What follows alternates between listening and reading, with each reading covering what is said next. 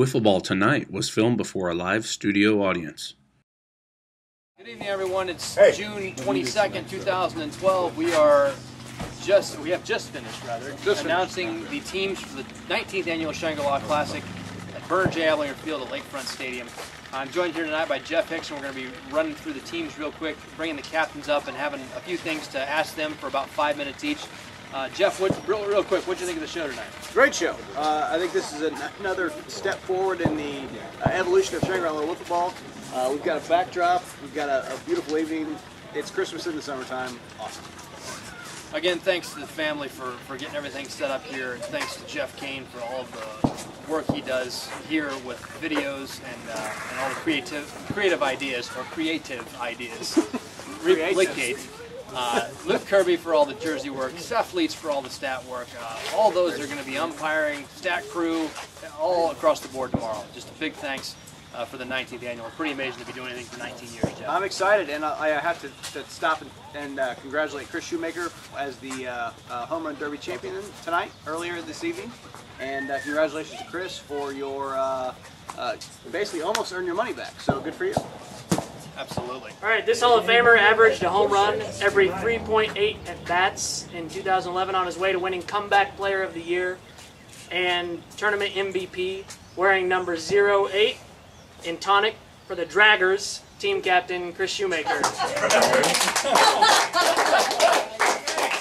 With a team-leading .828 slugging percentage, this Hall of Famer earned a Silver Slugger Award and helped his team to a second-place finish last year, despite starting the tournament with 2 losses. Wearing number 3 in tonic for the Draggers. 23.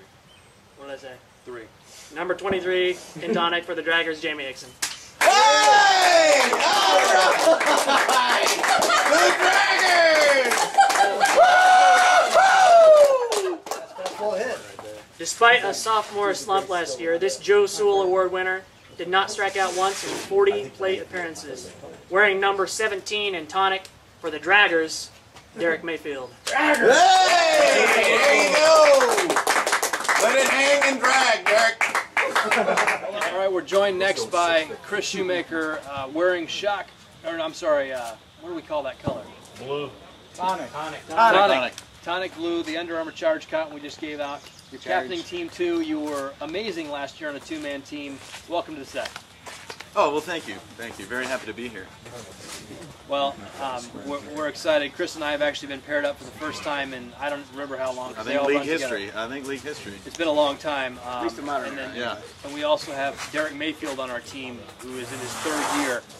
Chris, what do you think? Initial impressions about our chances in this year's tournament, just in general?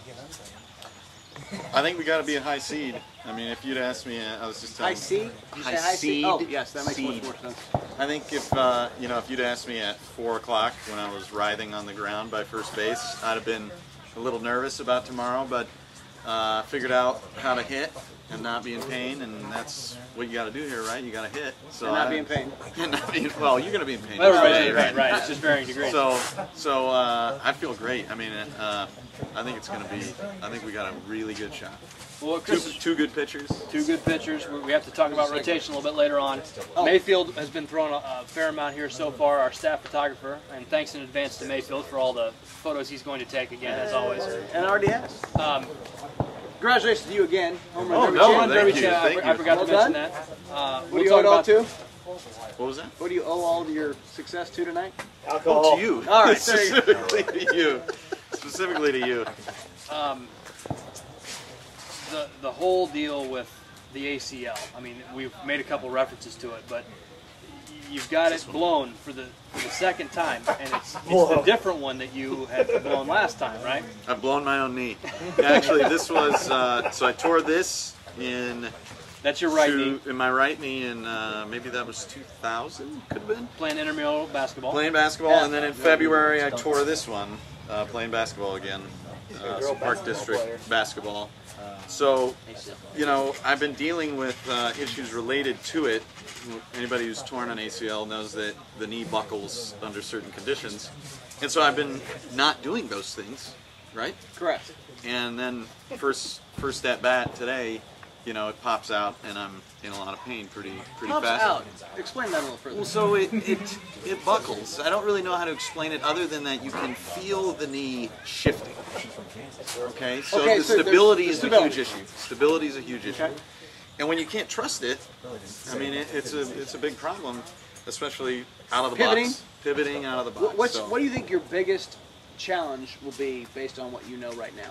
Well, it wasn't like I was going to be fast anyway, so it's not like I was going to be legging a lot lot of things out. So Little Ginger getting out of the box. I'm going to be really slow. Not redheaded. Really, Dark hair. I'm going to be really slow out of the box, and when I'm pitching, I'm going to be You're pitching. very dainty. Are you I said concerned when about I am. pitching? And that's a great question, or you led me into a great question. To come off the mound, you have to pivot a lot depending on where your fielder is as while you come off the mound. So is it problematic in your head to make that cut?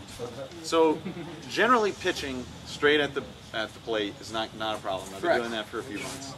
So it's when a ball is hit and I have to cut a certain way. Sure. And yeah, that's going to be a problem. But as long as I'm just a little bit dainty about how I do that shift, Deliberate. and then run right at deliberate, the run right at the outfielder, Just go straight. I'll be straight okay. line. As long as I'm going straight back and forth, I'm Once okay. you set yourself and then push Anytime up I try to plant, I'm going to be in trouble. Well, any other final thoughts? We're running out of daylight here. We got 4 of the captains to talk to. Any final thoughts? I'm extremely excited. I'm going to be here all day. It is not my wife's birthday tomorrow, so I do not have to leave. I'm very excited. You did get a phone call. Speaking of which, Potentially your wife. hey, Looking forward to playing with you, buddy. I'm very excited. Very excited. Thank you. Have Chris fun. Shoemaker, everybody. This Wiffler had a .571 batting average. Wow! Yeah. And as a member of the SLW Hall of Fame inaugural class, is looking to win his first title. Wearing number 10 in white for Wild Card Bitches, team captain Jeff Hickson.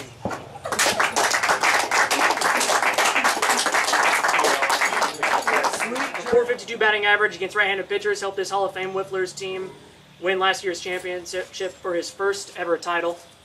Wearing number 28 in white for Wild Card Bitches, Matt Warrens.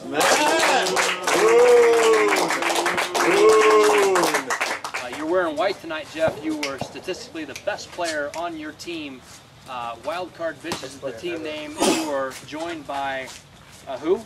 Matt Warrens was my #1 pick, or Not selection. a pick. Selection. Not a #1 selection. There was no selection order necessarily. He's one of your teammates. Your other teammate is questionable at this point. My other teammate is questionable. We don't know exactly how it's going to shake out at this point. It is a real good possibility that Wild Card Bitches will play as a twosome tomorrow, with, as we did last year with Greg Presson being out at the last minute, a twosome with a roving fielder that is selected at random. Is that right? It's not at random. You get to pick them. Oh, you do? They have to agree to play, and then you're good to go. So it's up to us to put this in front of somebody, and they have to say yes or no. Right. Okay. So we'll play as a 2 with a third fielder. All right. Well, you guys are obviously you're 40 plus, and I'm only bringing that up because you potentially lost your young guy. We don't know that with 100% certainty yet. Are you concerned at all about what is going to happen with your team as a two-man based on what happened to the green team last year, Seth Leitz and Chris Shoemaker? I am a little concerned about that. It's a long day and it's hot, and I am in fact 41 years old, and actually so is my other teammate Matt Warrens, and the two of us, although in decent shape, and I've tried to be better as far as being in better shape. It's a long day, so I'm a little concerned, but you hit the pitch that's thrown to you, so we'll try to make the best of it. Well, let me ask you this right out of the chute. You've seen the schedule, albeit brief. I don't know who you play because, again, I don't have my notes or the teleprompter's not activated. Who are you throwing? First thing in the morning, is that TBD? That's got to be me. Matt has not a whole lot of experience on the mound, and because he's never had to, so I suspect I'll probably throw, if not most of the day, a good chunk of it. What about offensively? I mean, you're playing with the 2011 champion. Matt Warrens is as good as they come when he's hot.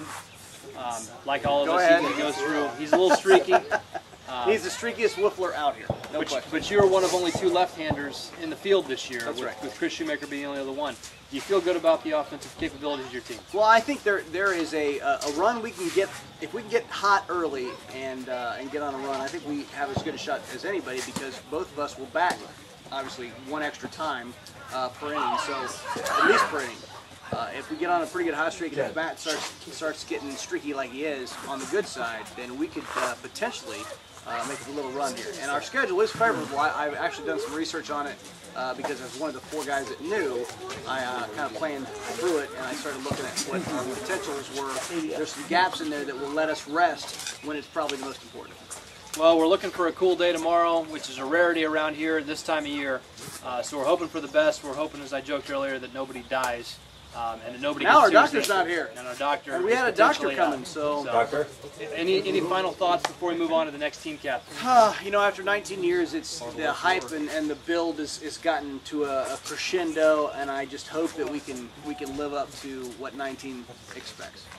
Well, one person I forgot to thank earlier is you for everything that you do in Colorado and leading up with the umpires and with all of the planning, the brainstorming, and all the prep work. And I failed to thank those people too. Everybody that came over here to help us, amazing job. We knocked it out, I think, as quick this year as we have in a long time. Agreed, so, absolutely. And I apologize for the podcast sucking. We'll never do those again. Yeah, well, that's a whole nother story. Next week on Wiffleball Tonight. Everybody was in the hunt. What did you do differently this year? How does it work in 30 seconds? Matt Inslee, captain of Square Carrot Conspiracy. Correct. Who's on your team, Matt? It would be Tank, and it would be James. And I would like them to come up and talk about how cool we are. Well, we don't have time for that, but Who's on your team? Me and Loftus and Sitch. Okay. So I don't think nobody's going to be getting too down or anything like that. No, we're not going to have anybody yelling at each other or any of that stuff. So.